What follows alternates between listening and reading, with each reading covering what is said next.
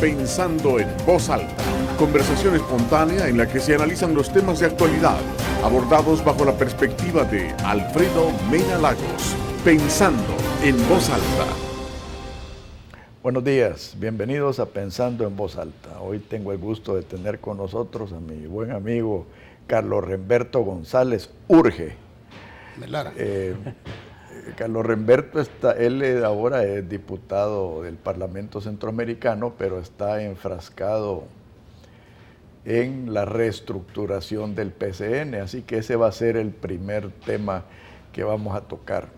Carlos Remberto, muchas quizás gracias. Para que entendamos, bienvenido, para que entendamos los ciudadanos, ¿cuál es la diferencia entre conciliación nacional y concertación nacional? Porque es particularmente difícil para los que hemos apoyado en algún tiempo en nuestras vidas al PCN tradicional, ¿verdad? Así que me gustaría conocer cuál es la diferencia ahorita. ¿Cómo no? Gracias, Alfredo. Bueno, muchas gracias, Alfredo, y a Canal 21 por esta oportunidad.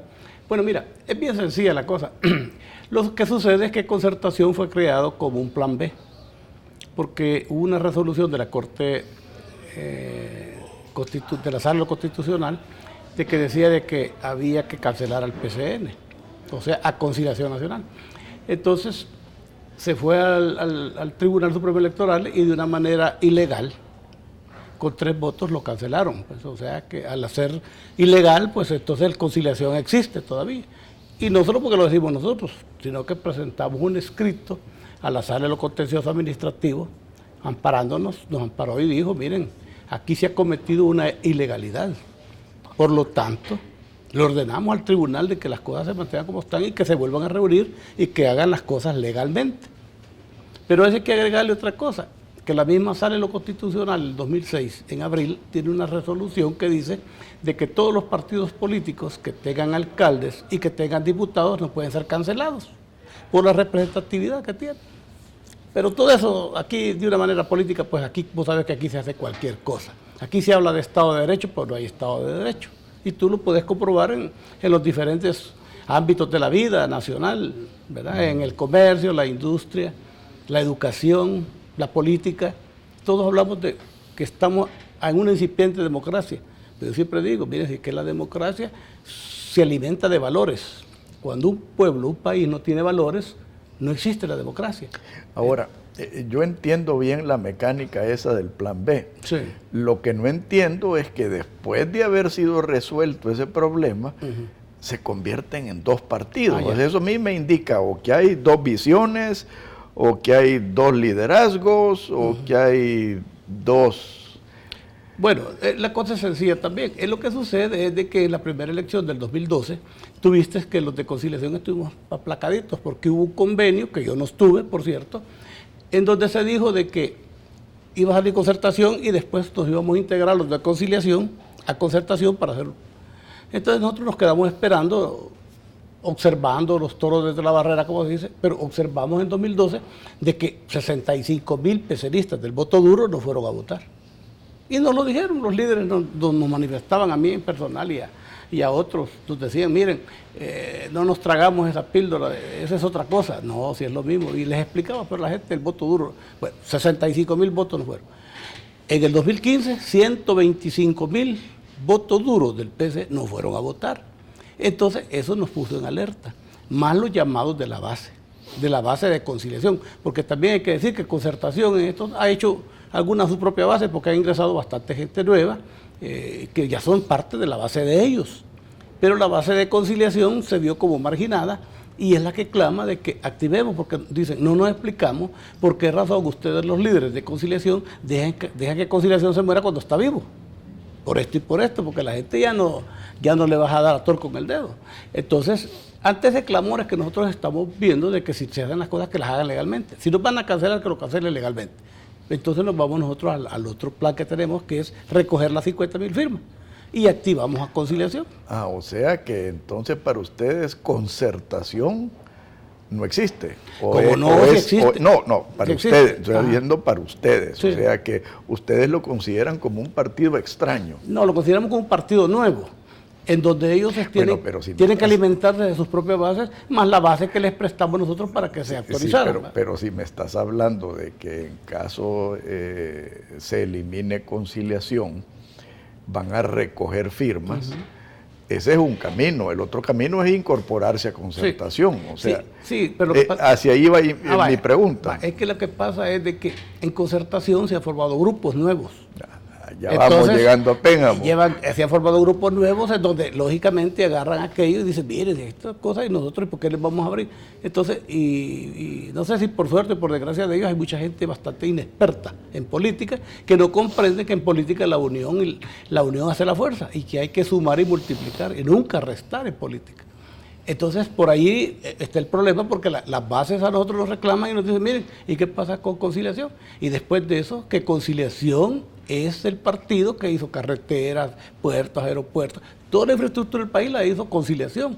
Concertación es un partido nuevo que está intentando hacer pues sus cosas. Yo les deseo buena suerte y todo, y no tengo nada en contra de ellos, al revés, porque todos los que están ahí son amigos míos, o por lo menos los considero que eran mis amigos, mis ex compañeros, y yo pues nunca, es más, me hablan a mis bases de concertación, miren, digo yo, estén quietecitos ahí en concertación, porque nosotros nos vamos a alimentar del voto duro de conciliación y nos vamos a alimentar de los 2 millones de ciudadanos que no pertenecen a ningún partido político. Ahora, esto a mí me lleva a la siguiente pregunta. ¿Por qué no incorporarse a concertación? O sea, ya me dijiste que hay un nuevo liderazgo. Sí. O sea, cuando me decís que no se pueden incorporar a concertación, es que ese liderazgo es cerrado. Correcto. Y eso ya de por sí tiene un problema. Claro. Es cerrado con nosotros, pues, y con conciliación. Toda la gente se queja de que los marginan, o sea, la base.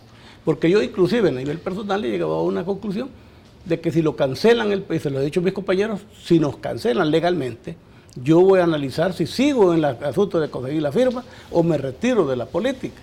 Por cuestiones de que uno tiene que ir pensando también en que uno tiene que garantizarse una vejez tranquila, no andar en estas cosas, porque al final de cuentas no son productivas económicamente hablando, pero sí te mantienen en un nivel. Depende, pues sí, pero hay gente que para uno está en el negocio de la política. Sí, pero para los políticos... Y a eso, a mí me gustaría que nos describieras los dos liderazgos, porque...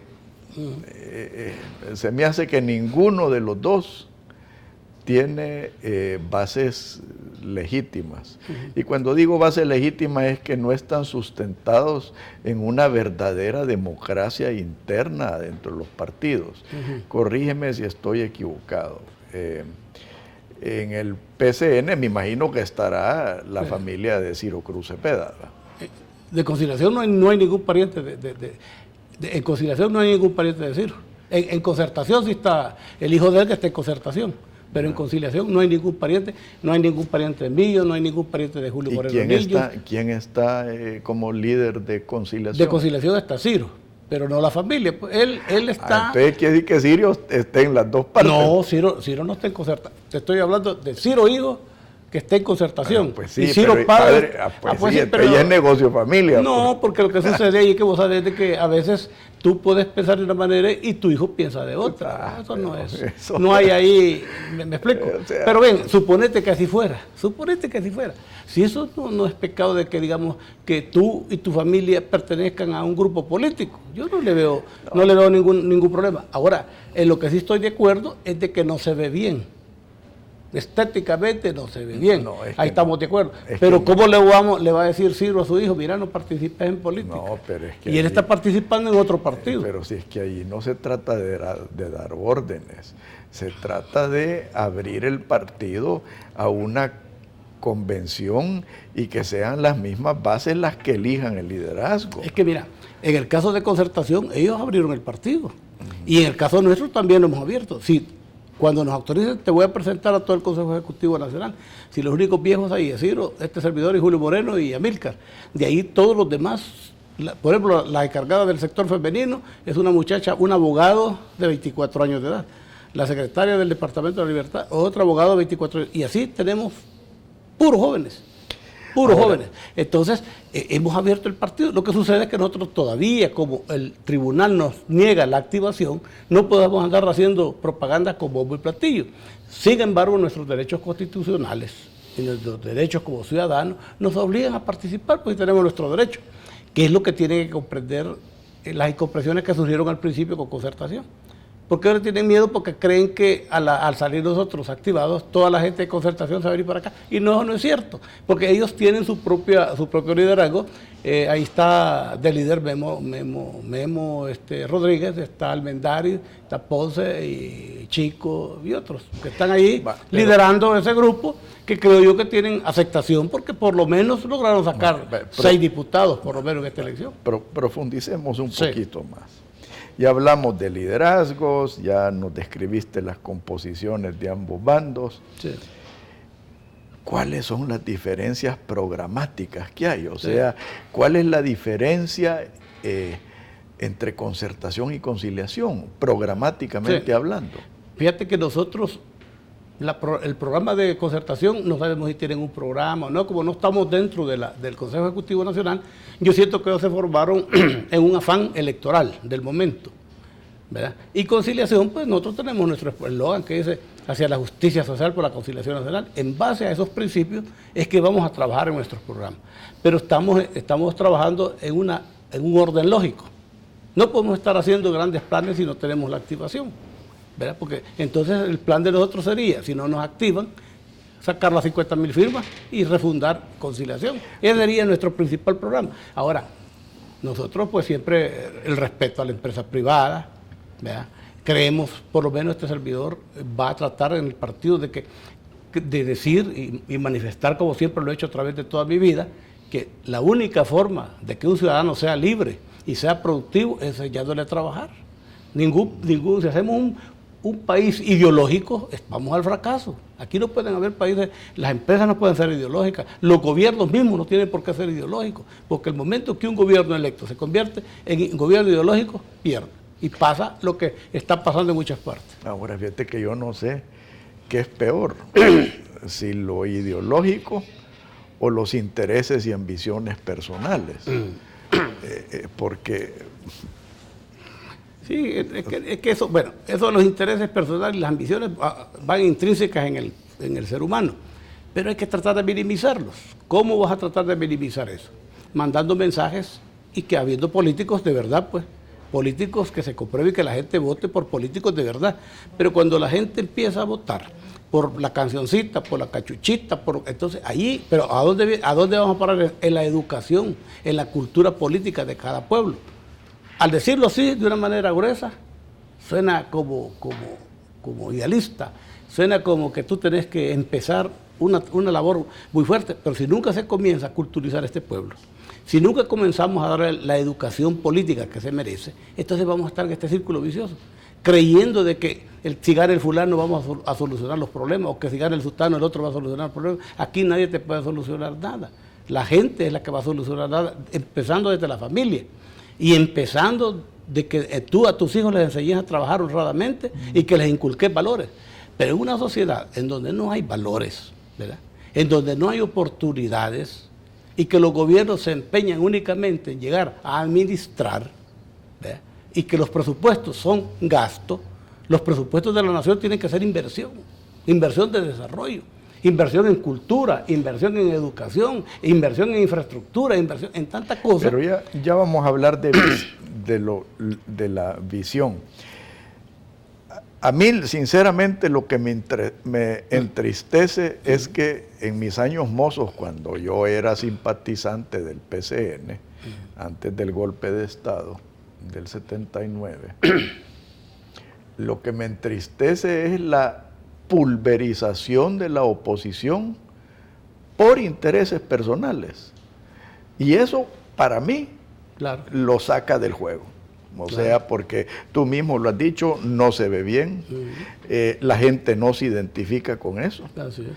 Y aunque ponete que vaya como yo, pues yo, aunque no soy simpatizante del PCN, pero simpatizo con el PCN, pues o sea, no soy simpatizante, pero simpatizo. Y a mí, en esa condición, me entristece ver esa división del PCN, la pulverización de la oposición, y que de hecho lo que están haciendo es dejándole la vía libre a la izquierda.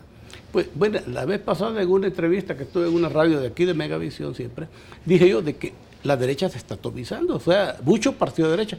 Y está comprobado que aquí en El Salvador solo hay espacio para 3 o 4 partidos máximo. 3 o 4 partidos máximo. Los demás salen sobrando. Pero que la democracia te exige participación. Ese es el gran problema. La democracia te exige participación. En democracia tú no puedes marginar a un partido que hoy es pequeño, pero conforme vaya evolucionando y vaya demostrando puede llegar a ser grande. Pero tampoco puedes marginar a la sociedad civil. No, olvídate, especialmente a la sociedad civil. Pero no puedes marginar a los miembros del PCN. No, claro. O sea, porque la marginación no es de partidos, la marginación es de personas. Pero cuando chocan los intereses de las personas, léase la democracia interna de un partido, claro, a donde la militancia tiene derecho a aspirar a llegar a la dirigencia, claro, de una manera transparente, yo creo que es un problema estructural grave, Carlos Remberto. No, me parece, tu enfoque es correcto, claro que sí, pero te has manifestado. Los partidos tienen que comprender de que aquí se suma y se multiplica, no se resta. A nadie le puede decir, no, mire usted, todos servimos. Pero cuando empiezan a decir, no, mire que los jóvenes, que los viejos, no. Si aquí todos somos importantes. Si hay jóvenes con mentes viejas y viejos con mentes jóvenes. Claro, así es. Y hay viejos que son más productivos que los jóvenes. Así y al revés. Correcto. Definitivamente que así es. Es más, en política siempre he dicho, mire, si la política no es un club social, la política es una cosa seria en donde se toman decisiones importantísimas que pueden afectar a toda una sociedad, jóvenes, niños, viejos y todo, y después de eso también los viejos votan, pues. Entonces, ¿verdad? Pero aquí hay una corriente de que no, que los jóvenes, y total que a veces los que dicen que son jóvenes son más viejos que uno. Por ejemplo, ahí en Concertación dice, es que ya no queremos algunos viejos, y ahí vas a ver setentones, ¿va? Por ejemplo, yo soy sesentón, pero allá hay setentones, ya entonces digo, ¿y estos de qué están hablando? Y posiblemente tengan hasta más años de estar en política que yo. Entonces, ellos como que tienen una tesis, algunos, porque no solo en Concertación Padero, en Arena también lo he visto en el Frente, lo he visto en los demás partidos. Y ahí vamos a ver, en el próximo segmento, Carlos Remberto, quiero que analicemos la oposición en general. Y aquí quiero que hagamos un análisis práctico y un análisis profundo en el sentido de qué visión vamos a generar, pues, o sea, que eso es lo verdaderamente importante para una sociedad. Por favor, no nos cambie, ya volvemos.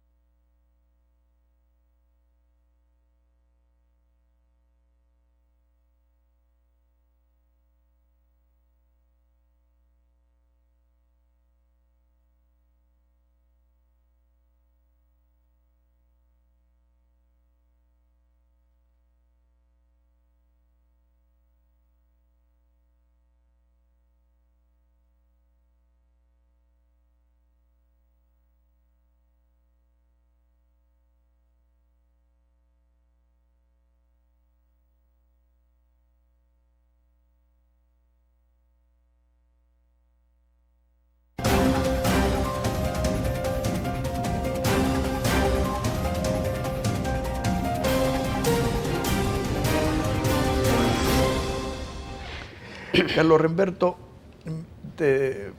me gustaría que analizáramos la oposición en sí, porque a mí, sinceramente, me decepciona, incluyendo Arena.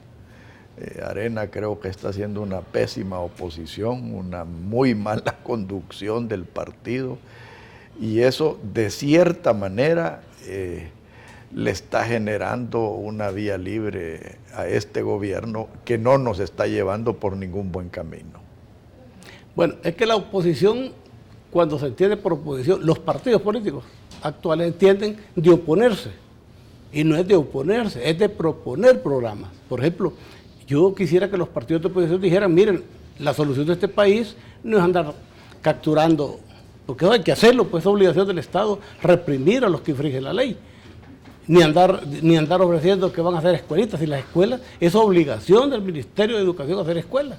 Hacer puentes es obligación del Ministerio de la Pública. ¿Por qué no ofrecen que van a hacer 100.000 empresas nuevas para generar empleo, para estabilizar el sistema económico de nuestro país, para fortalecer la democracia? Eso es lo que hay que ofrecer. A la gente hay que enseñarle a trabajar. Y aquí hay algo que no se ha explotado, que yo siempre lo digo. Todos los salvadoreños, en un 90%, somos empresarios o tenemos capacidad de ser comerciantes.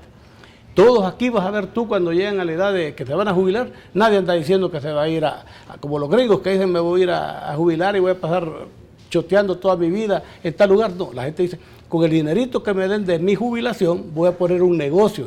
Es lo que dice la gente aquí, en un 90%. Eso hay que explotarlo. Hay que hacer un estudio sociológico de nuestra idiosincrasia para ver cuáles son las soluciones. Si no hacemos eso, ¿qué es lo que va a pasar? Que vamos a estar en un círculo vicioso.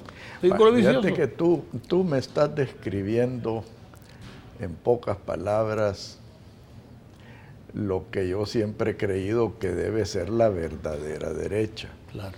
Una derecha popular, no populista, sí, que es diferente, sino que popular. Sí.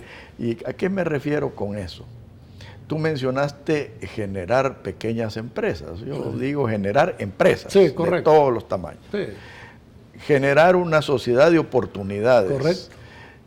Y proteger a esa sociedad de esos intereses especiales que tanto daño le hacen al país. Claro. Intereses especiales que son apadrinados por la falsa derecha, claro, y también son apadrinados por la falsa izquierda. Claro.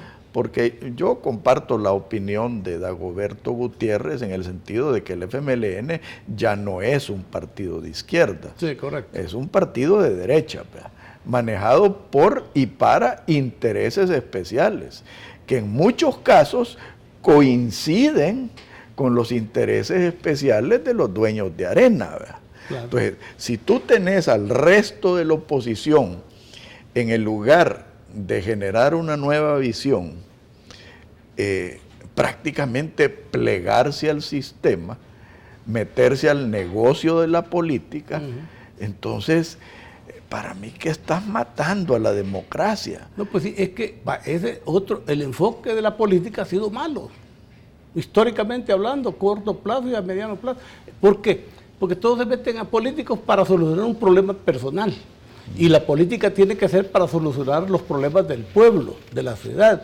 Identificar, por decía yo, digo estudio sociológico de cuáles son nuestras necesidades sociales. Y cuando me refiero a esto, no me refiero a andar repartiendo, no.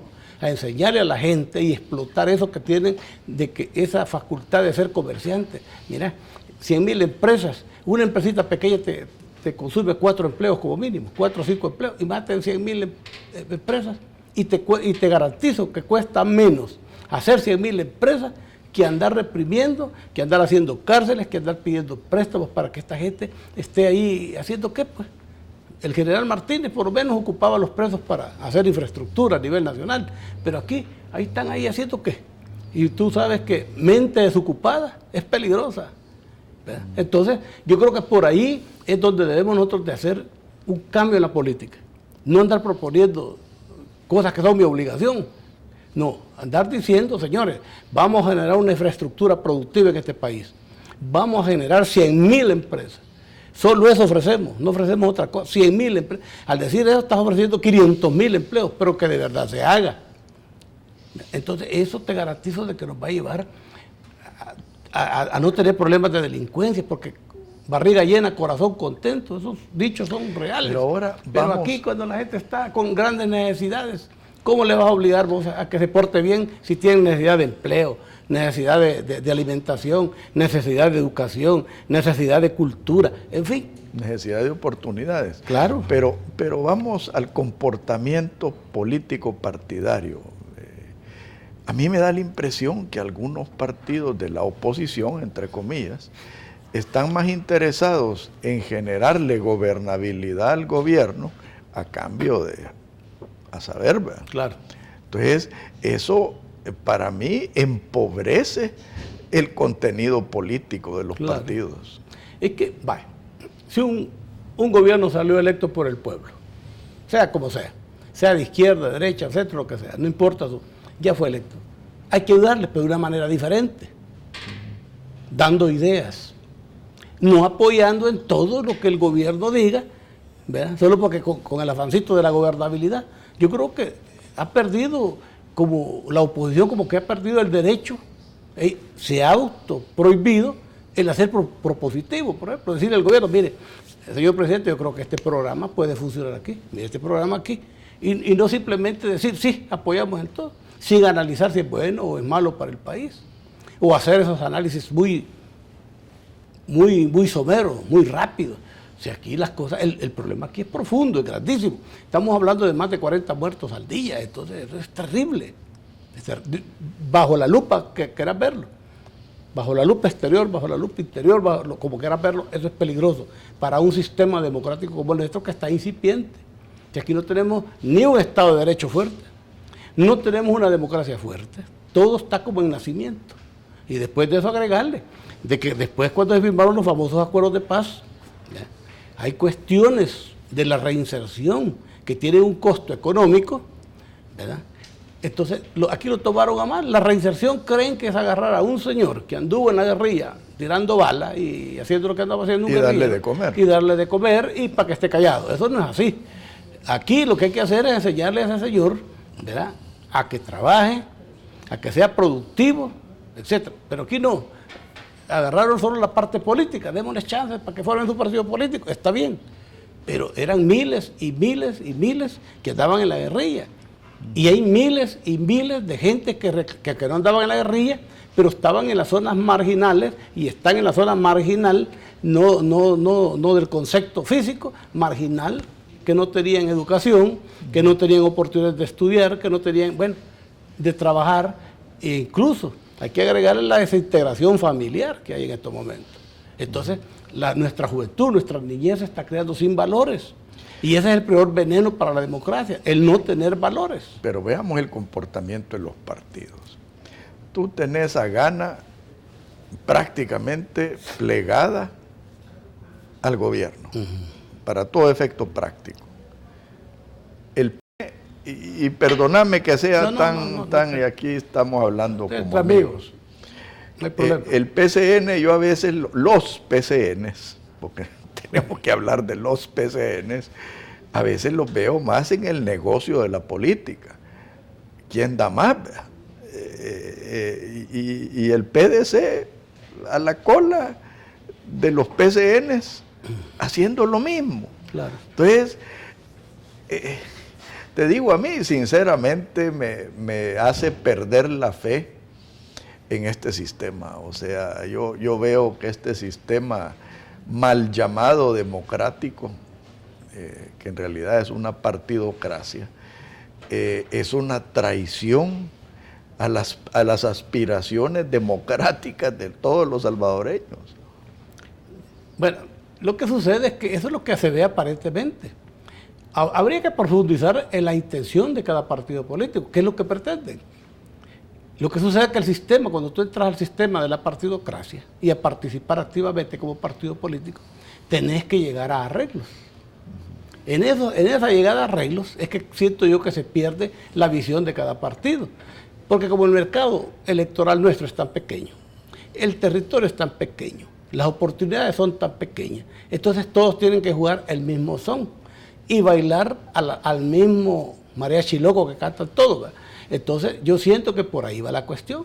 No se puede tener independencia ni libertad si eres dependiente económicamente hablando, ¿verdad? Entonces, aquí siento yo que la salida es un proceso un poquito más largo el que yo propongo, pero creo que es más efectivo, porque el tiempo es dinámico y va pasando, y si nos empezamos ya, pues entonces vamos a llegar. Que la gente sea productiva, que la gente deje pensar en creer que a través del cuello, que a través de la política va a conseguir un buen empleo, que a través de la política se va a desarrollar como persona. La política y los políticos tienen que existir siempre, pero para administrar en su momento adecuado los bienes del Estado. Pero ¿quiénes producen los impuestos? Es la gente que produce, los empresarios, los trabajadores, todos los que pagamos impuestos, inclusive hasta los políticos, porque también pagan impuestos. Pero lo que hay que poner cada cosa en compartimiento estanco, como decía mi buen amigo por ahí. Compartimiento estanco, ¿cuál es? Fíjate que en Guatemala, te voy a poner el ejemplo de Guatemala. En Guatemala, tú que conoces muy bien el ambiente como yo, allá la parte política es una cosa y lo económico es otra cosa.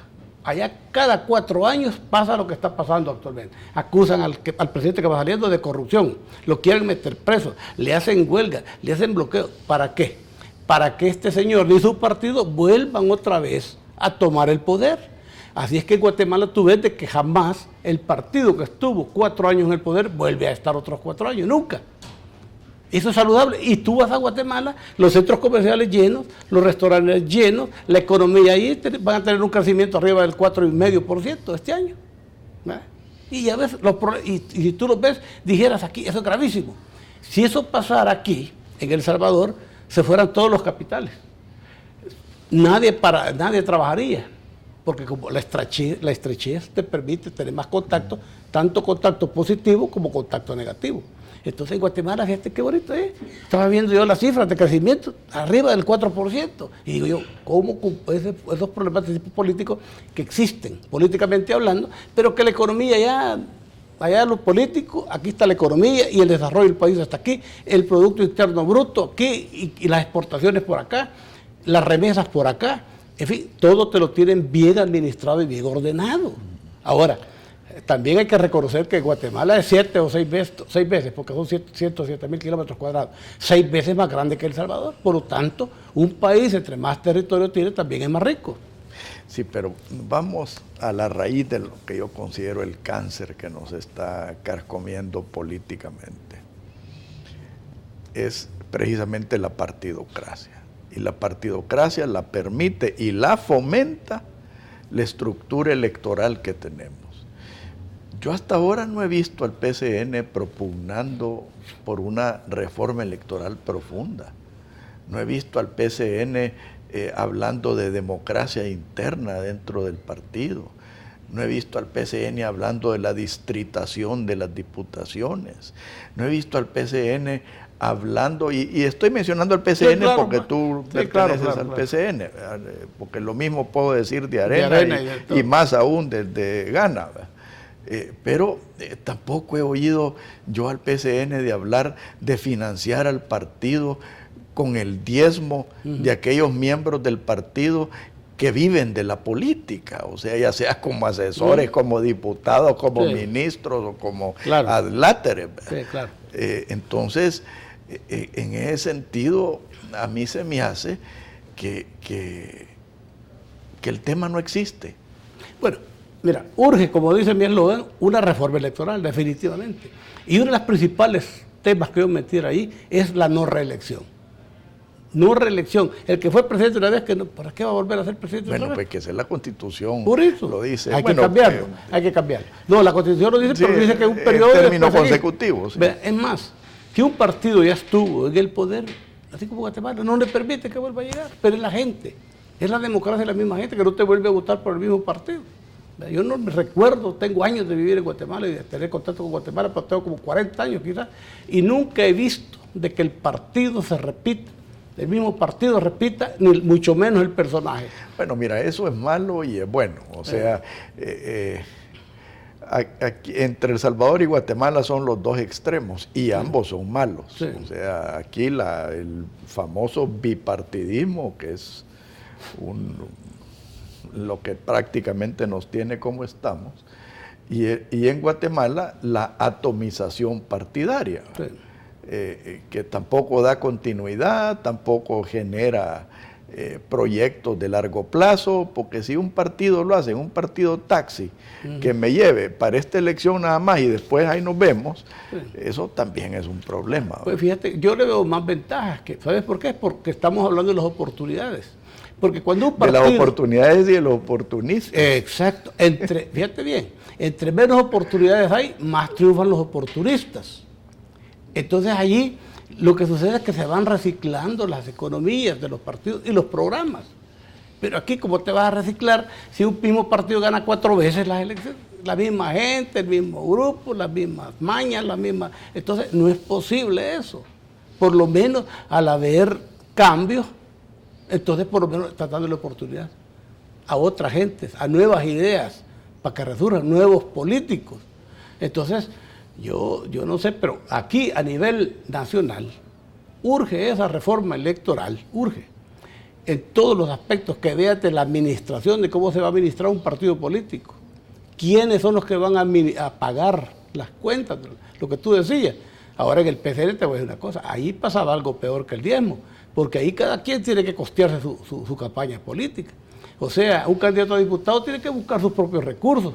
Ahí hay gente en el PCN que arrendan, ¿cómo se llama? Hipotecan su casa para ir a una campaña, arriesgándose. Hoy, por ejemplo, hay muchos que están llorando porque no salieron y hipotecaron su casa, gastaron sus ahorritos, los de él y los de la mujer, y hasta al de los hijos.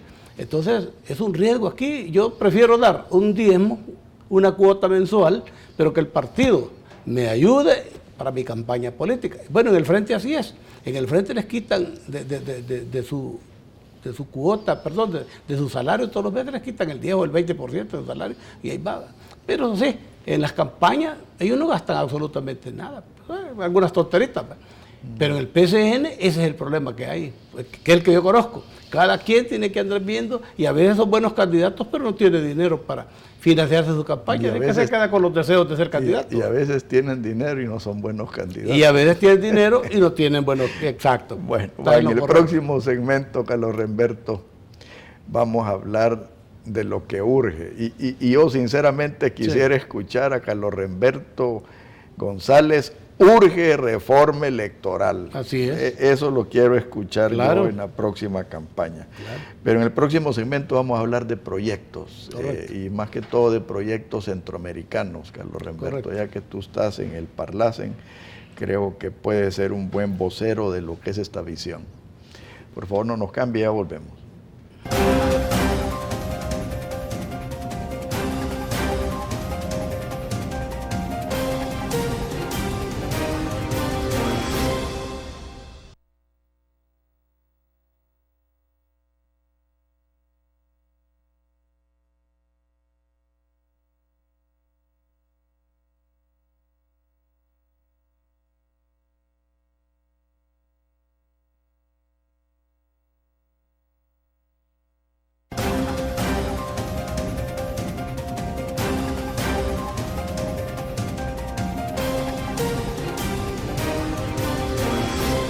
Mucho guatemalteco venía antes aquí. Carlos Remberto, yo quisiera ver un proyecto centroamericano. O sea, el Parlacen fue creado para generar la unión centroamericana.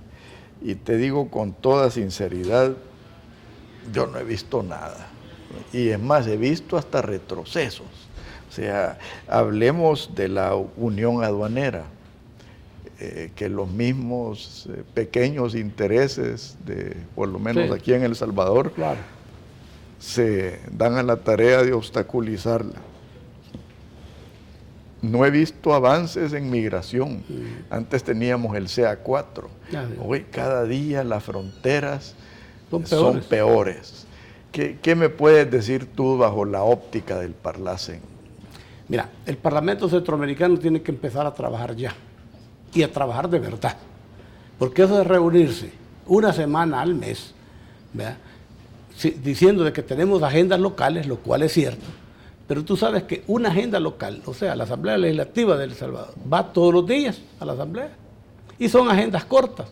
¿Cómo es posible que en una semana nosotros vamos a solucionar los problemas de Centroamérica?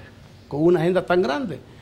Por ejemplo, ahí tiene que haber reformas en esa parte del trabajo. Tiene que integrarse, ya los trabajos de comisiones tienen que ser efectivos. Allá en el Palacio estamos trabajando. Pero tú tienes razón cuando dices que en estos 20 años, por ejemplo, se ha visto muy poco. O sea, hay algo.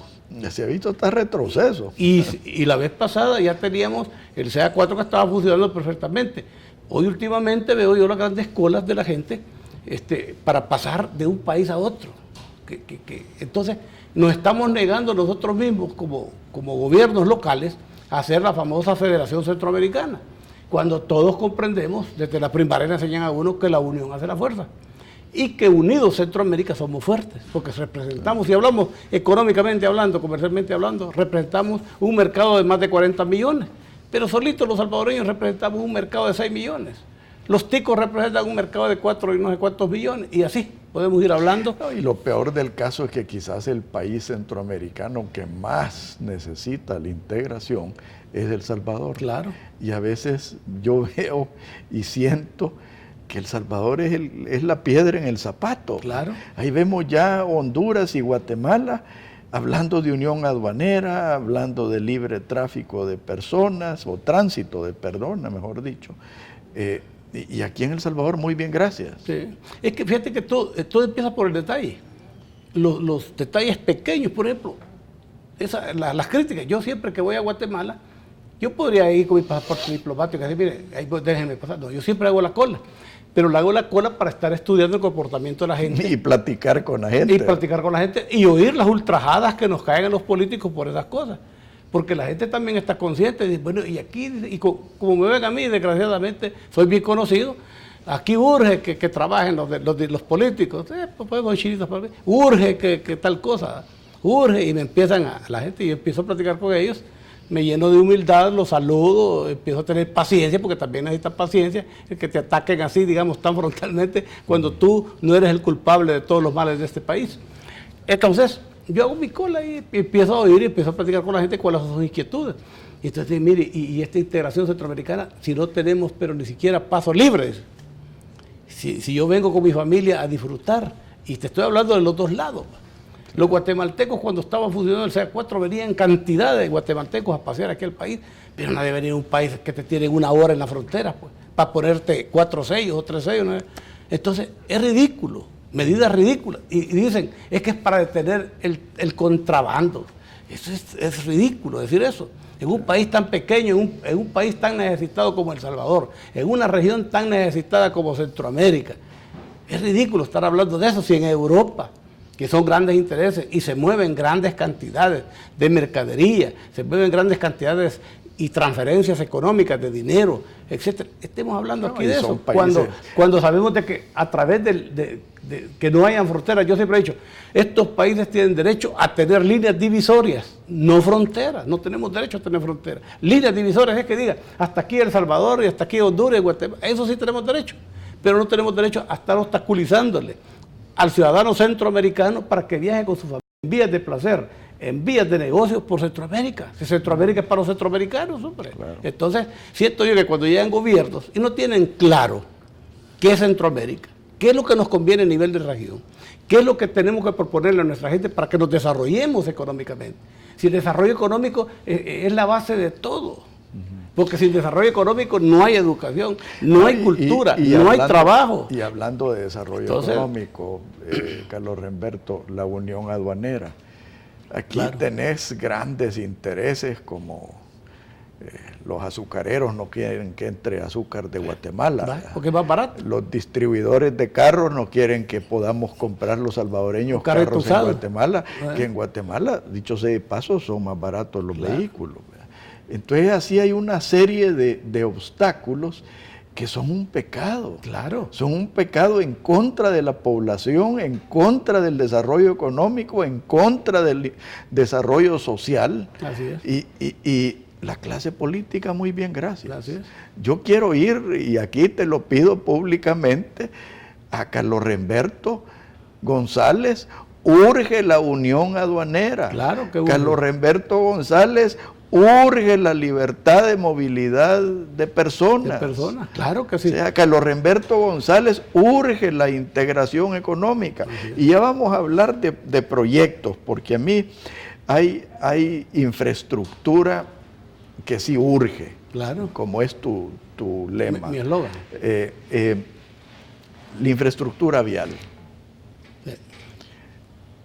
A mí me fascina el puente de las Chinamas, porque es un puente clásico, histórico, es una joya arquitectónica, pero ya la interconexión debiera ser en otro puente. Claro.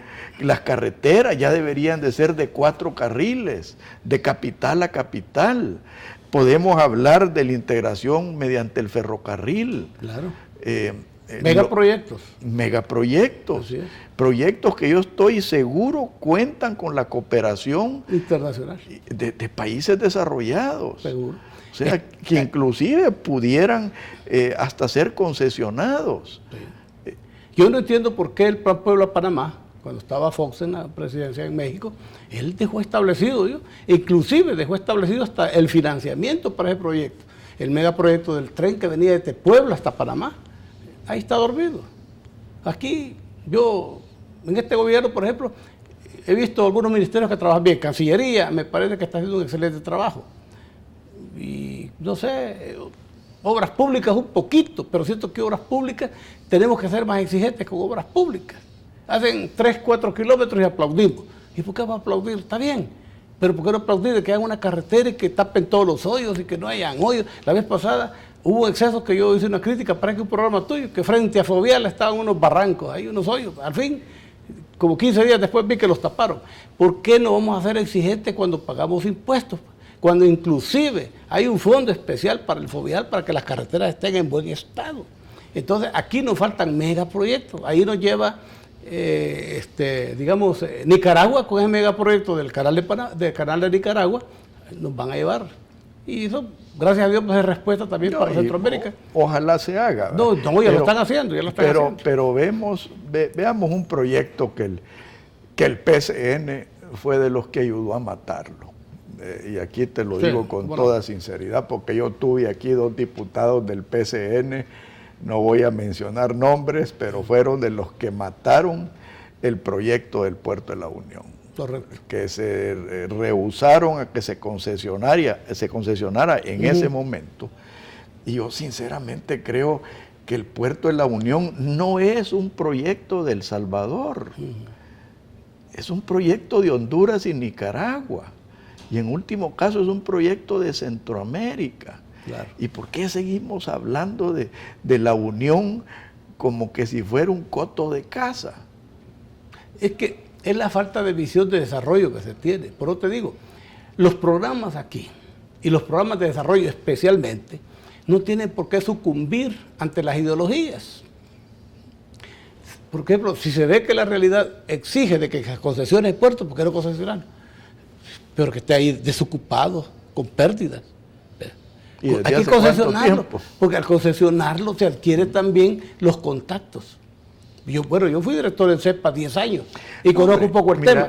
Pero te voy a decir una cosa, el puerto de Acajutla, por ejemplo, funcionaba perfectamente. Pero hay momentos en que esto se agota porque la demanda de carga nos vuelve más competitivos. Al volvernos más competitivos, también nosotros tenemos que tener una oferta mejor. Y lo importante es que sea una administración regional. La ventaja de concesionarlo, y aquí te estoy dando una idea, claro, de concesionarlo en conjunto con Puerto Cortés, en conjunto con Corinto, y que la administración no sea de CEPA, de ese proceso, que sea una concesión regional. Mira, todo lo que sea positivo y las ideas, esa idea, vaya, es primera vez que la oigo, te soy sincero, pero no me parece mala. Si lo importante es que ese puerto no esté ahí como elefante blanco tirado. Lo importante es que empiece a generar empleo, lo importante es que empiece a generar impuestos, lo importante es que se vuelva productivo y que sea una respuesta, no solo para Centroamérica, especialmente para la gente de la Unión, que es la que va a salir tal vez más favorecida a más corto plazo. Entonces, todo lo que sea productivo hay que abrir la mente. no hay que cerrarlos, pero digo yo, no decir, bueno, este gobierno de izquierda o este gobierno de derecha, no. Hay que fijarse cuáles son las necesidades exactas que tiene cada país para irlo solucionando. Yo creo que concesionarlo, yo no le doy otra respuesta, más que concesionarlo, porque a través de concesionarlo, y más con la figura que tú estás proponiendo, me parece interesante, porque entonces viene a decir de que el puerto de Cutuco jamás va a estar desocupado, que le va a abundar la carga, porque al tener intercambio con los puertos Cortés, con los puertos Corinto y no sé qué otros puertos, entonces lo lógico es que este puerto va a ser productivo de verdad, a través del intercambio de carga. Entonces, a mí me parece exacto, y eso es lo que hace falta, tirar nuevas ideas, y que los que están gobernando no se hagan de oídos sordos, ¿verdad? Porque si no, la gente empieza a decir ideas, pero si los que están gobernando, aquí les entra, aquí les sale, entonces la gente también pierde su capacidad de opinar. Te voy a dar otro ejemplo trágico, que es el intercambio eléctrico en Centroamérica. Aquí hasta España financió lo que se llama el CIEPAC, que es una línea de transmisión que interconecta toda Centroamérica. El Salvador tiene de las energías eléctricas más caras de Centroamérica, si no la más cara. ¿Y qué es lo que sucede? Intereses especiales aquí en El Salvador no quieren que venga energía más barata de Guatemala porque les afecta a sus negocios. ¿Qué es eso? O sea, ya es una infraestructura que se construyó y vemos de nuevo intereses especiales mezquinos, porque es la única descripción que le puedo hacer. Le hacen un gran daño al salvadoreño, le hacen un gran daño a la industria, y este país, a todo el país así no va a caminar. Así es.